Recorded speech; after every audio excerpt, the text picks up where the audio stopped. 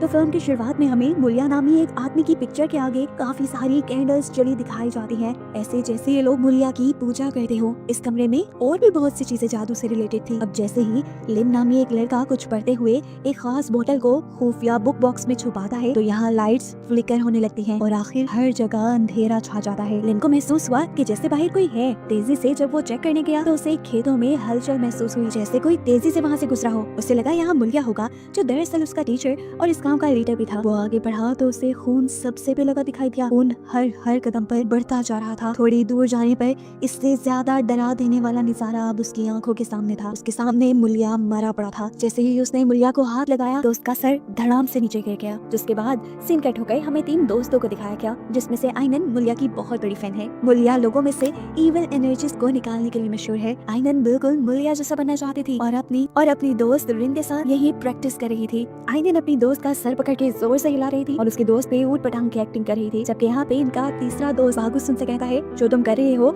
ऐसे evil energies नहीं निकलती। अगर इविल एनर्जीज को तुमने अपने से दूर ही रखना है तो तुम प्रेयर्स करो। ये लोग बागुस की बात पे ज्यादा ध्यान नहीं देते। शाम हो रही थी। ये दोनों लड़कियां अपने हॉस्टल वापस आ जाती हैं। ये हॉस्टल एक इस्लामिक स्कूल था। उसने यहाँ पे जब टीवी प्ले किया तब भी उसके ऊपर एक मुलिया का ही शो दिखाया जा रहा था। लोग मुलिया को अब गॉड का मैसेंजर भी मानने लगे थे और उनको लगता था कि मुलिया की पावर्स सोसाइटी के लिए बहुत ज्यादा हेल्पफुल है। इस शो में दिखाया जाता है कि कैसे मुलिया ने एक बच्चे के पाँव को ठीक कर दिया। ये देखकर आइनन उससे और भी ज्यादा इम्प्रेस हो गई और बिल्कुल वैसे ही एक्ट करने लगी जैसे मुलिया एक्ट कर रहा था। इतनी ही देर में यहाँ पर आइनन के टीचर आ जाते हैं। वो आइनन से नमाज पढ़ने को यानी प्रेयर करने को कहते हैं। साथ ही उसे वो मुलिया को ज्यादा ना फॉलो करने को भी कहते हैं, क्योंकि टीचर का मानना था कि अगर कोई आदमी बीमार है तो वो डॉक्टर के पास जाए। मुलिया जैसे इंसानों के पास ये लोग क्यों जाते हैं? आइनन अपने टीचर की बात नहीं समझती और उनसे कहती है कि वो कुछ देर बाद नमाज पढ़ लेगी। अभी वो टीवी देख रही है। सीन कट होकर हम फाइनली मुलिया को देखते हैं, जिसके ठिकाने या समझ लें ऑफिस के बाहर एक आदमी अपनी बेटी को लिए बैठा था। वो काफी परेशान नजर आ रहे थे, लेकिन उस आदमी ने अपनी बेटी को कहा, परेशान नहीं हो, अभी हम बहुत ज्यादा अमीर हो जाएंगे। ये कहते ही वो मुलिया के पास चला गया। मुलिया पहले से ही जानता था कि वो क्या चाहता है, इसलिए उसने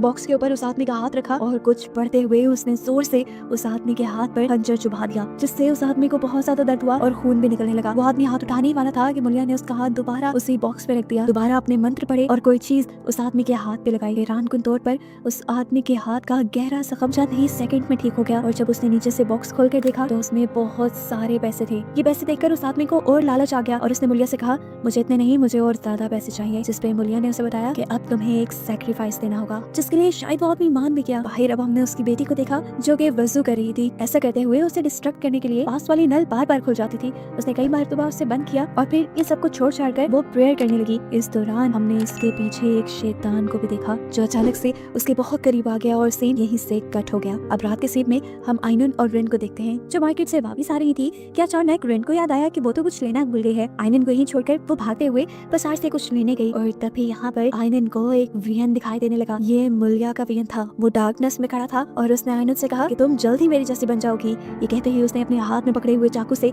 अपना गला काट दिया और उसके धड़ से खून निकलने लगा। आइनन बुरी तरह डर गई और वही नीचे गिर गई। रिन जब यहाँ आई तो यहाँ ऐसा कुछ भी नहीं था। वो उसे लेके दोबारा हॉस्टल चली जाती है और हॉस्टल आने पर उन्हें पता चलता है कि मुलिया सच में मर गया था। तो क्या आइनन को जो वियन दिखाई दिया था वो सच था? यहाँ पर आइनन को हिला देने के लिए एक और सच उससे पता चलता है कि वो असल में मुलिया की ही बेटी है और उवा, जिसे वो हमेशा से अपना बाप समझती आई थी, उसे तो सिर्फ आइनन की मॉम ने आइनन को सौंपा था ताकि यहाँ रहकर आइनन की तरबियत अच्छी से हो सके। वो आइनन को ये भी बताता है कि उसकी असली मॉम नहीं चाहती थी कि वो कभी भी मुलिया से मूवी के आगे बढ़ने से पहले चैनल को सब्सक्राइब करें। मिले। लेकिन ये सब सुनने के बाद उसका उवा से ना सिर्फ एतबार उठ जाता है, बल्कि उसे अब उवा से नफरत होने लगी थी और उसने फैसला कर लिया था कि वो मुलिया के फ्यूनरल पर जरूर जाएगी। उवा उसके फैसले में दखल नहीं देता और उसको उसकी मॉम की दी हुई चीजें देकर यहाँ से चला जाता है। आइनन उन चीजों को देखते हुए अपने पास्ट को याद करके बहुत ज्यादा उदास हो गई और उसने सुबह होते ही बागुस और रिन के साथ मुलिया के फ्यूनरल पर जाने का फैसला किया। सभी हैरान थे कि इतने साल तक कोई बाप अपनी बेटी से कैसे दूर रह सकता है। तब आइनन ने इन दोनों से कहा, शायद ओवा ने झूठ बोला हो कि मैं उससे मिलना नहीं चाहती और मुझे तो आज तक यही पता था कि मेरे कोई डैड है ही नहीं, मेरे पेरेंट्स मर चुके हैं। मुलिया के शहर जाते हुए रास्ते में आइनन को एक शैतान खड़ा दिखाई देता है, जिसने आइनन का नाम भी लिया था। ये देखकर वो बुरी तरह घबरा गई, लेकिन फिर उसे ये उसका वहम लगने लगा, क्योंकि रिन और बागुस ने वहाँ पर ना तो किसी को देखा था और ना ही उसका नाम सुना था। खैर ये लोग अब यहाँ पर पहुंच जाते हैं। सभी लोग मुलिया के मरने पे बहुत ज्यादा उदास थे। आइनन को देखकर लिन यानी वो लड़का जिसे हमने मूवी के शुरू में देखा था वो उसके सामने आता है। शायद वो उसे पहचान चुका था। लिन आइनन से कहता है अगर तुम चाहो तो मुलिया को देख सकती हो और मुलिया को नहला भी सकते हो। ये सुनकर लिन को थोड़ा अजीब लगा कि औरतें तो मर्दों को नहीं नहलाती। तब बांगुस ने उसे ये कह दिया शायद वो इस गाँव का ट्रेडिशनल होगा। आइनन यहाँ मुलिया के पास जाती है तो देखती है कि मुलिया का गला बिल्कुल उसी तरह से कटा हुआ था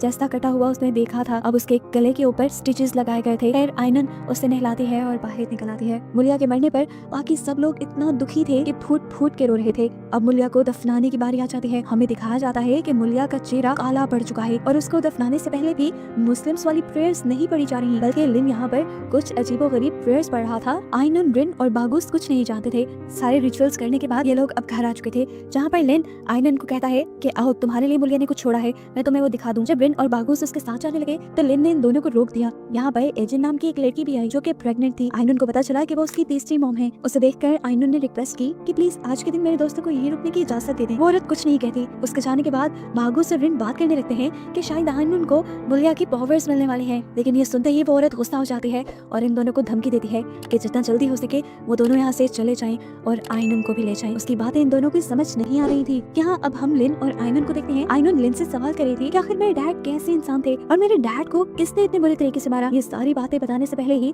लिन वहाँ से चला जाता है और आइनन को इस टाइम पर्दे के पीछे कोई इंसानी शेडो दिखाई देता है। आइनन ने पर्दा हटाकर देखा तो वहाँ कुछ नहीं था। आइनन जब वापस आने लगी तो दोबारा वो इंसानी साया उसके बहुत करीब आ गया। उसने आइनन का नाम पुकारा। आइनन खड़ी हो गई और एकदम से जब उसने पीछे मुड़ के देखा तो उस शैतान ने आइनन के ऊपर हमला कर दिया। ये वही शैतान था जो रास्ते में भी आइनन को दिखा था। यहाँ हम देखते हैं कि लिन इतने में ही आइनन के लिए एक किताब ले आया था। उस टाइम तक आइनन ने अपने आप को काफी हद तक संभाल लिया था। लिन आइनन को कहता है कि अगर तुम जानना चाहते हो कि तुम्हारे डैड एक कैसे इंसान थे तो तुम उसके रास्ते पे चलो और यही मुलिया भी चाहता था। ये कहकर वो एक किताब देकर उसे चला गया। इस सब के बाद लिन उससे कहकर जाता है कि रात में मैं तुम्हें मुलिया की एक खास जगह पर लेकर जाऊंगा जहाँ तुम्हें अकेले जाना होगा और शायद वहाँ जाकर तुम समझ जाओ कि तुम्हारे डैड एक कैसे इंसान थे। सुबह होने पर हमने देखा कि बागुस एक पास की मस्जिद में गया। हैरानकुन बात थी ये मस्जिद बिल्कुल वीरान और गंदी थी। शायद काफी अरसे से किसी ने इसे इस्तेमाल नहीं किया। वो यहाँ पर आजान देने लगा लेकिन ये सुनते ही जल्दी से लिन वहाँ आ गया और लिन ने उसे ऐसा करने से मना किया और कहा कि अगर तुम प्रेयर करना चाहते हो तो अकेले ही कर लो। हमारे गाँव का ट्रेडिशन है, यहाँ पे प्रेयर्स नहीं की जाती। ये सुनकर बागुस को अजीब तो लगा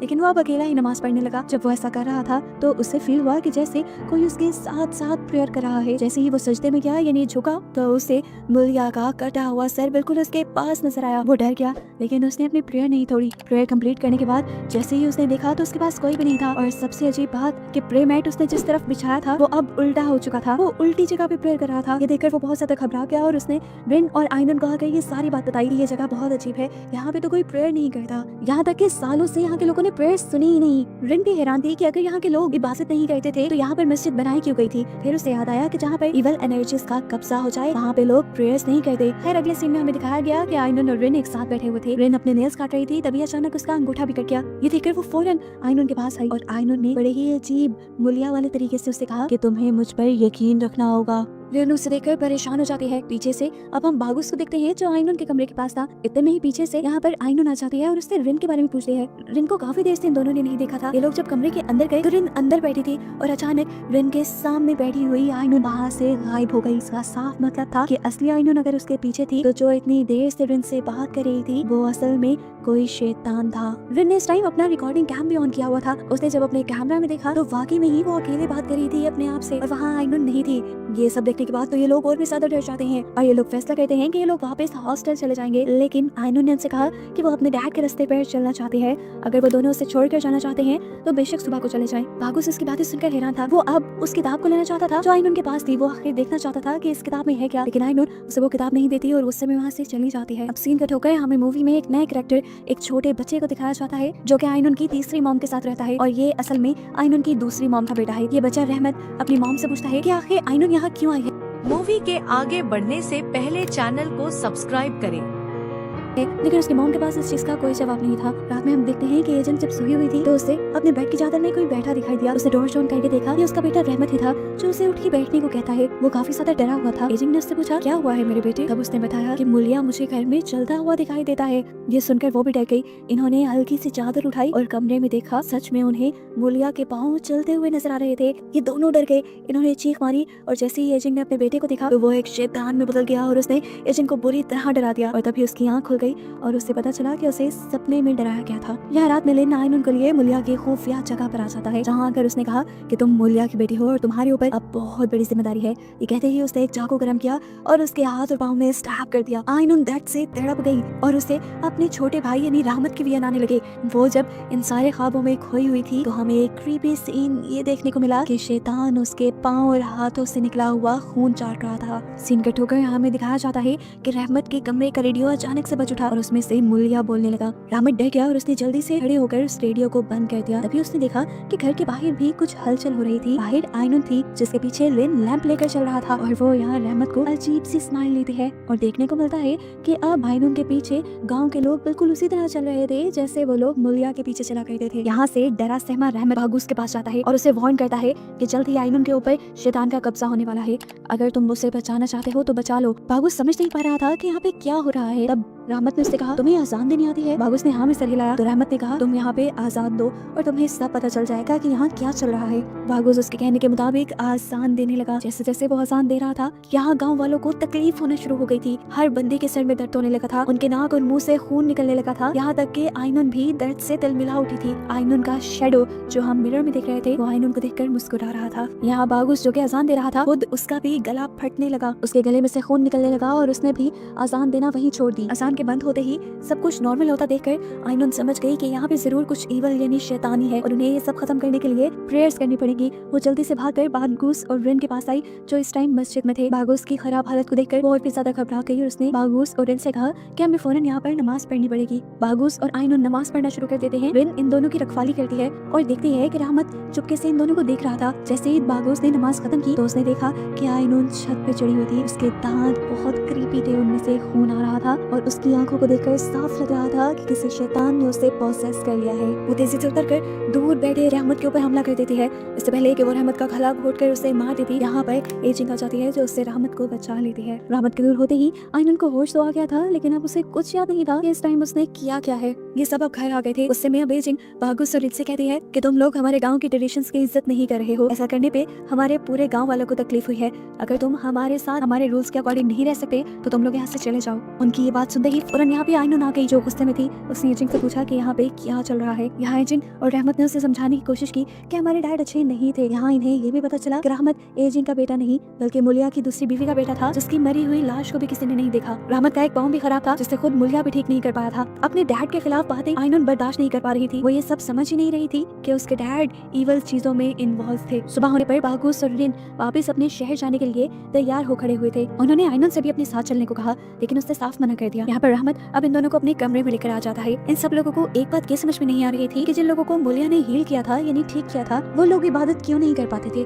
रहमत ने अपने डैड के बारे में ऑलरेडी बहुत कुछ सर्च करके रखा हुआ था। वो इन चीजों की इन्फॉर्मेशन बागूस और रिन को दे देता है। असल में वो भी ये जानना चाहता था कि उसके डैड को एनर्जीज मिलती कहाँ से थी। वो इन दोनों को ये भी बताता है कि जब से मुलिया को पावर मिली थी सब लोग अपना काम छोड़कर मुलिया पे ही डिपेंड हो गए थे, यहाँ तक कि वो पैसे भी लेने के लिए मुलिया के पास ही आते थे। रहमत को और भी बहुत कुछ पता था। वो इन दोनों को बेसमेंट के खुफिया कमरे में लेकर जाता है जो हमने मूवी के स्टार्ट में देखा था। यहाँ पे किताबों की छानबीन करने पर उन्हें एक किताब के अंदर से चाबी मिलती है जो चाबी असल में इसी बेसमेंट के अंदर बनी एक खुफिया दरवाजे की थी। रहमत ये दरवाजा खोल के इन्हें दे देता है और इससे आगे उनके साथ नहीं जाता क्योंकि वो सीढ़ियां उधर चढ़ नहीं सकता था। यहाँ आकर रिन सब कुछ रिकॉर्ड करने लग जाती है जबकि बागूस आगे था। वो जैसे ही बागूस के पीछे गई तो वहाँ एक जगह पर मुलिया की तस्वीर लगी थी जहाँ मुलिया के हाथ में उसने एक तस्वीर भी देखी। वो जब यहाँ से जाने लगी तो अचानक उसी तस्वीर के दाने टूटकर उसके पाँव में लड़खड़ाने लगे। ये सब चीजें भी वो कैमरा में रिकॉर्ड करने लगी। उसने जैसे ही अपना कैमरा तस्वीर की तरफ उठाया तो देखा उसके साथ कोई सफेद रंग के कपड़े में बैठा था जिसने एकदम से ही रिन के ऊपर हमला कर दिया और उसकी चीख सुनकर बागूस फौरन यहाँ पे आ गया। वो रिन को अपने साथ ले गया और आगे जाने पे इन्हें एक और दरवाजा मिला। इस दरवाजे की चाबी नहीं थी इनके पास। रिन अपनी बालों की पिन उतार के देती है जिससे बागूस इसका दरवाजा खोल लेता है। इससे पहले कि ये लोग अंदर जाते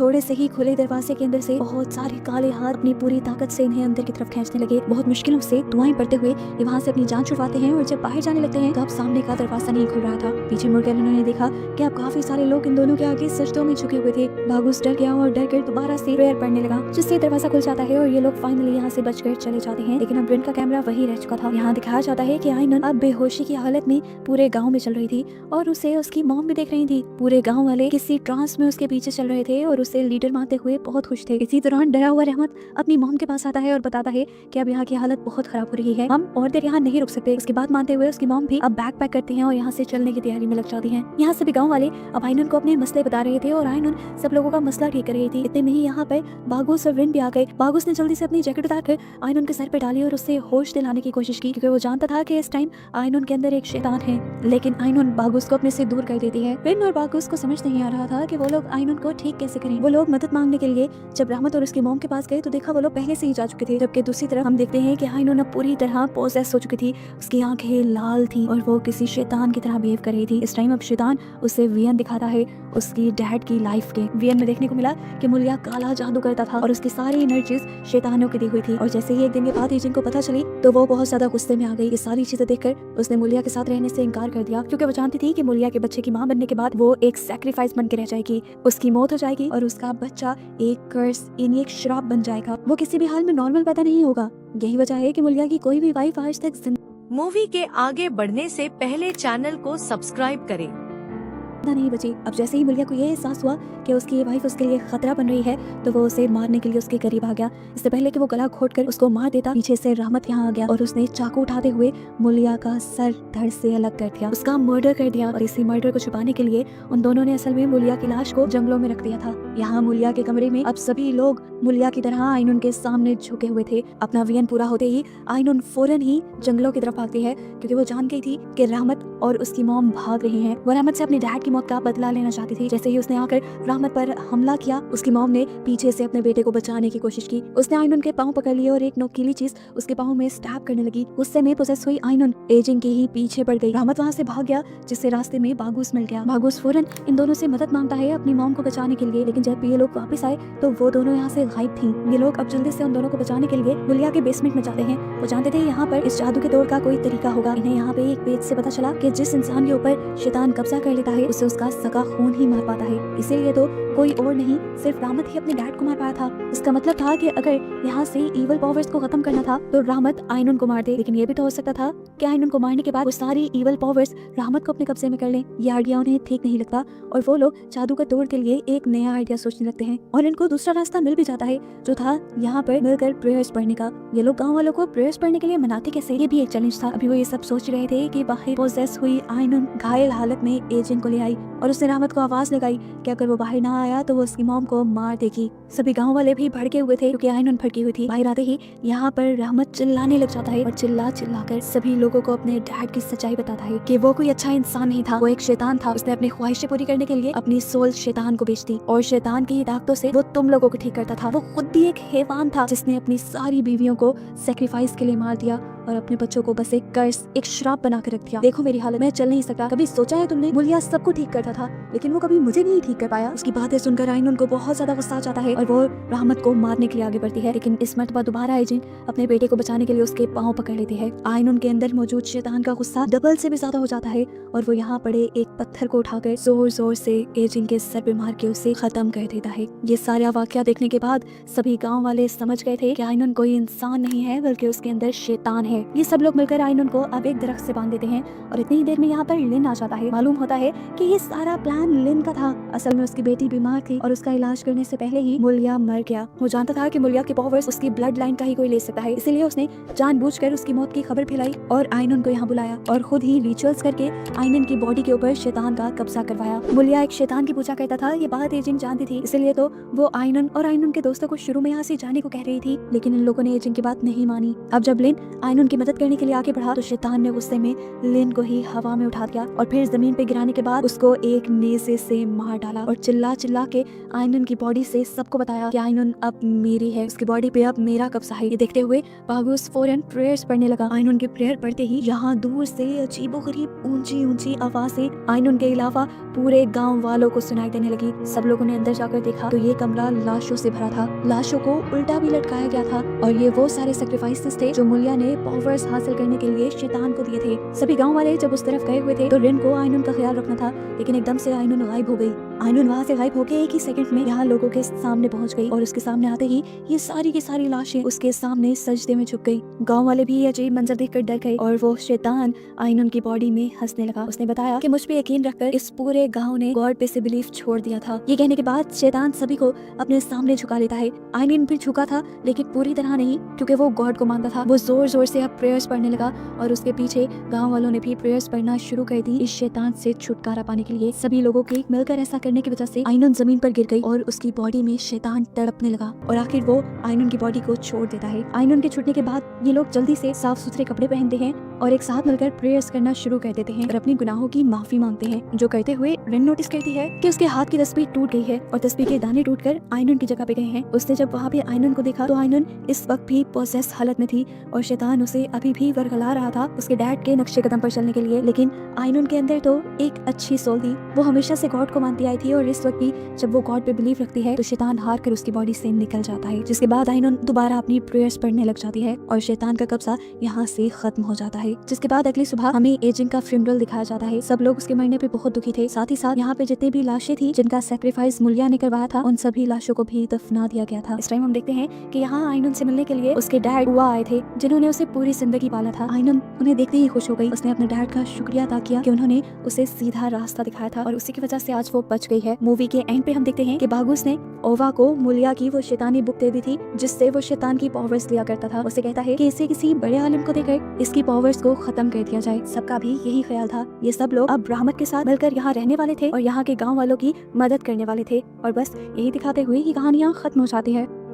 मूवी पसंद आई तो लाइक करे, कमेंट करे, चैनल को सब्सक्राइब करना ना भूले।